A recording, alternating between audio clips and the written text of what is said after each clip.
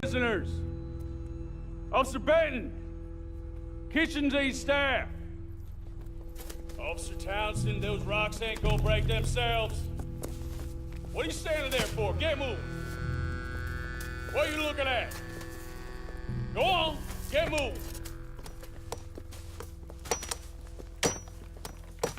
You with the hammer, and you'll do. We need to perform a work detail out near Tumbleweed. Come on, get in.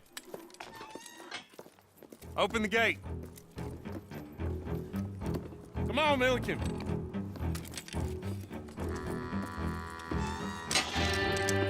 Yeah!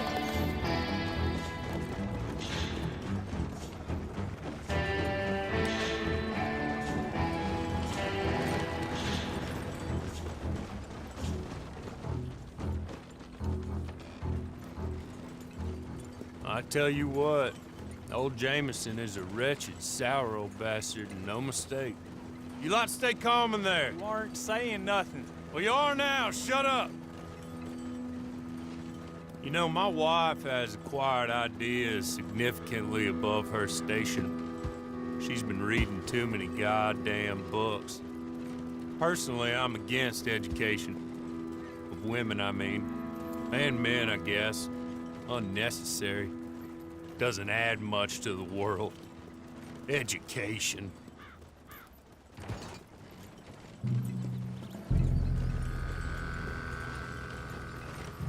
Good day, gentlemen. Oh. Don't do anything stupid. Nobody gets shot. Act like fools, and the pair of you will be dead within a minute. Now, what are your names? Jenkins and Milliken. Well, Mr. Jenkins and Mr. Milliken, throw your guns to the ground and get on down here. That's it. Very glad to meet you. It's not worth being rash. You boys get paid a salary. You get that salary whether these people escape or not. Your wives presumably want you alive. Let them out. Now, please. Okay. You all run away. Aside from you. Try to stay out of trouble. This is a stroke of good fortune for all of you. Use it. Now, Mr. Jenkins and Mr. Milliken, be so kind as to quickly run away before somebody gets shot entirely unnecessarily. Go on, don't look back. Mr. Wendt, I believe it was $50 we agreed on. It was. Here's 50 each. Each? Yes. Now get out of here, both of you. My employer and I appreciate your professionalism. All we did was stand there and look tough. And you did it fantastically well. Good day, gentlemen. Now, sir, how about you pick up these guns and we move out? My mistress is waiting for us.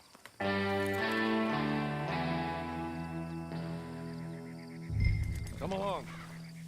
And you better get on this horse.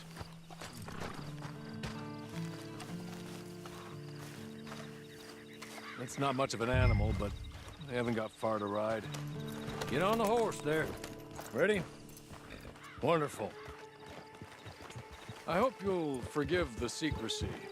My employer particularly values discretion. My name is Mr. Horley, by the way. 6 months at Sisika Penitentiary, awaiting a hanging for a murder you did not commit. Must have felt a whole lot longer, my friend. You still seem strong, though. I mean, doesn't look like breaking all those rocks has left you entirely broken, in body or in spirit. I hope I am right about that. Rounding you folks up, and those sham trials, they were a disgrace. Made a mockery of the rule of law. Still can't quite believe they got away with it. There's others convicted when you were. Came out breathing fire. Maybe you're like that too. Guess we'll see. Or maybe you just want to put it all behind you, forget you were in there at all. That would be fine, of course, but you will listen to my mistress first. She spent a good sum getting you folks out. You owe her an audience, at least.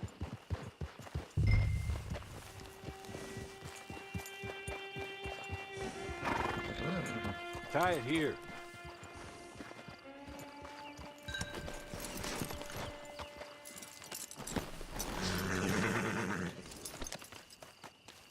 This way. She's anxious to meet you.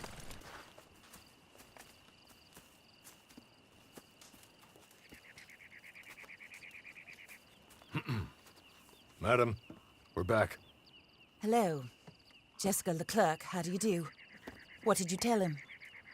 Nothing, as we discussed. Thank you, Hawley. I do hope we haven't inconvenienced you dreadfully. But seeing as you were due to be hanged in a week, I'm sure you don't object too strongly. I know you're innocent.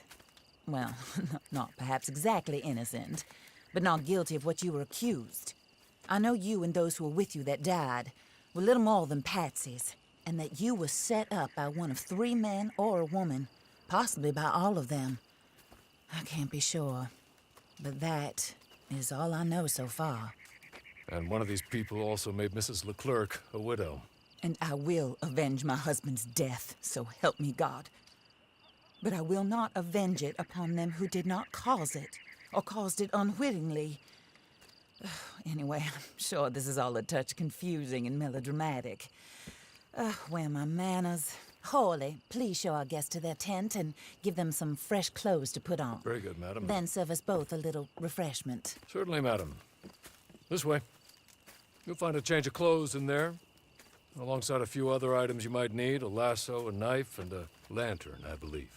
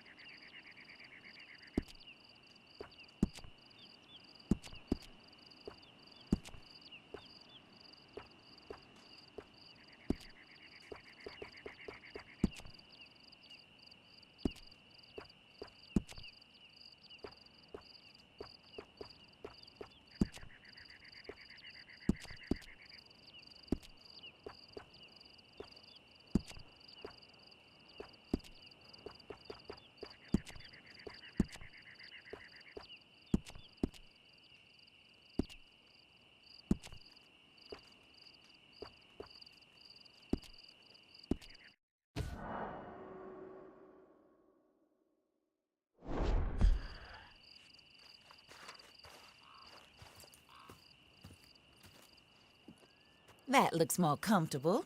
Hawley, Here, madam. your very good health.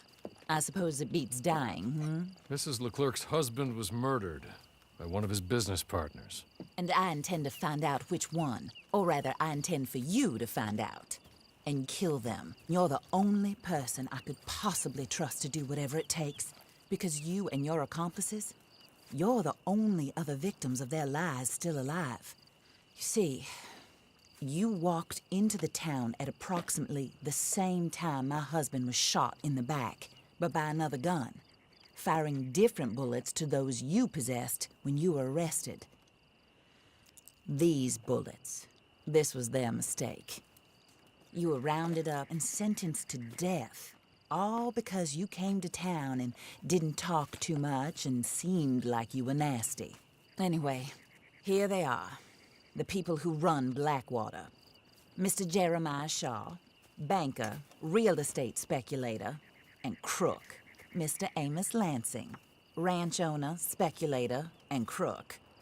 Mrs. Grace Lansing, his wife, society patroness, lover of the arts, crook, and my former best friend. Teddy Brown, her disgraced brother, outlaw, wanted man, and still in contact with them. All I ask of you is your help in finding out quite what happened. Mrs. Leclerc would like to help you get back on your feet. Get back to work. Whatever your work may be, I don't judge. You want to rob? Rob. You want to save innocent folk? Do that as well. But you need me just as much as I need you. I think we all understand each other. I hope we do. Good. I look forward to rewarding you for killing those who made me a widow. My husband was a true believer in this country and in the West. He was killed for greed. Foul greed when there's quite enough for everybody. I don't care what your scruples are as to killing.